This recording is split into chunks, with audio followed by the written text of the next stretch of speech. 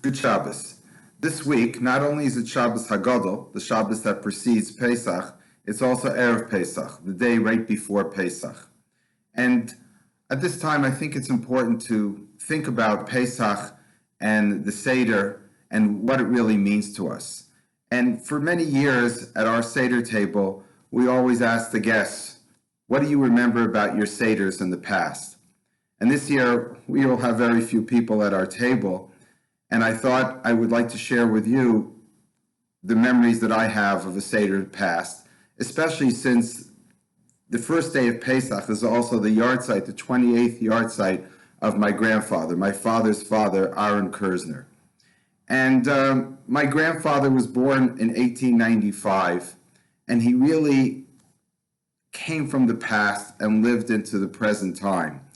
And I suppose what's really important to me, as far as my memory of him is concerned, is what you would say, what you would call his emunah pshuta, his simple faith, his total dedication to performing the mitzvahs, but not the mitzvahs as a halachic prescription, not necessarily making sure that he followed the law strictly, which he did, but it was more the spirit of the law. It was more the spirit of the day. It was the emotion that was attached to it. So much so that I still believe that the day he died was the morning after he did not experience a Seder for the first time in his life.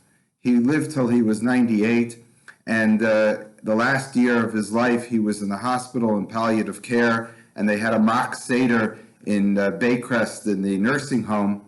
And in my mind, to him, that wasn't the real thing, and life was not worth living anymore. And I believe that he couldn't live a life where he didn't have that experience anymore.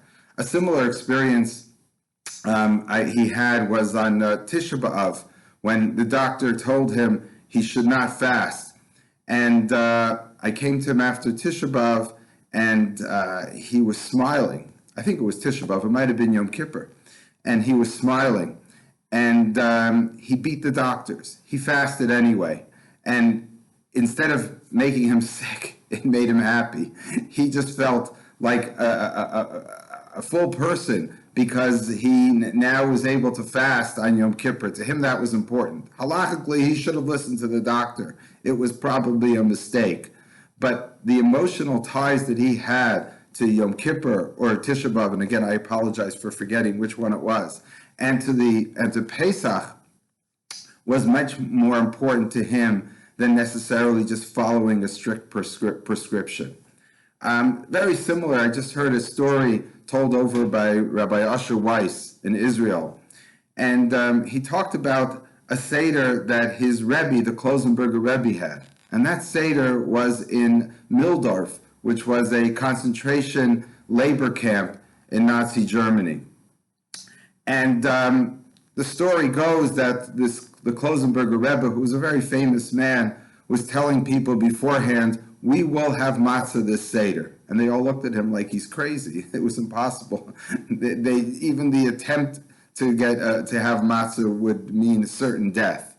And by some fluke, what happened was some mill burnt down, and they sent out the concentration camp victims to go and to clean up this mill, and he was able to steal a little flour every day he went, and or wheat or grains, and he was able to grind that into flour, and he made very small matzahs, and he had matzah on Pesach night. And as Rabbi Weiss said, it probably wasn't even the correct amount.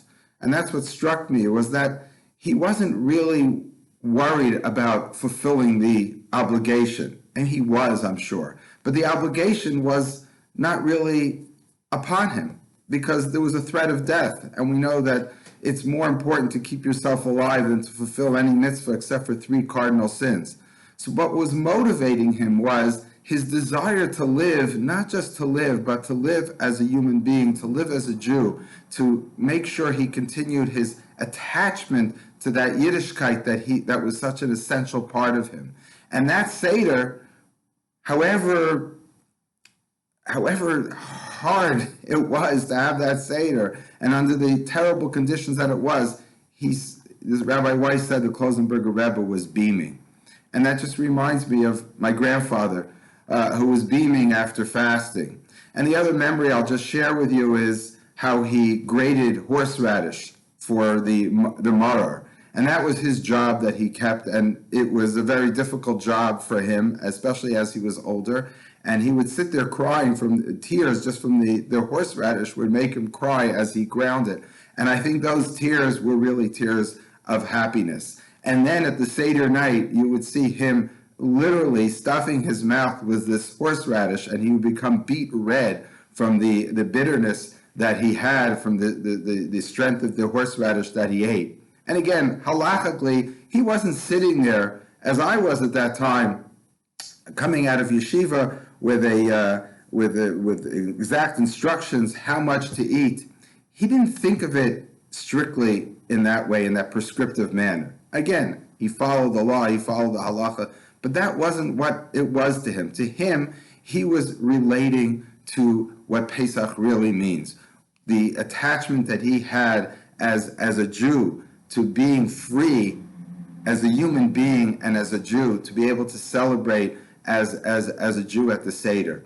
And that's what made him happy.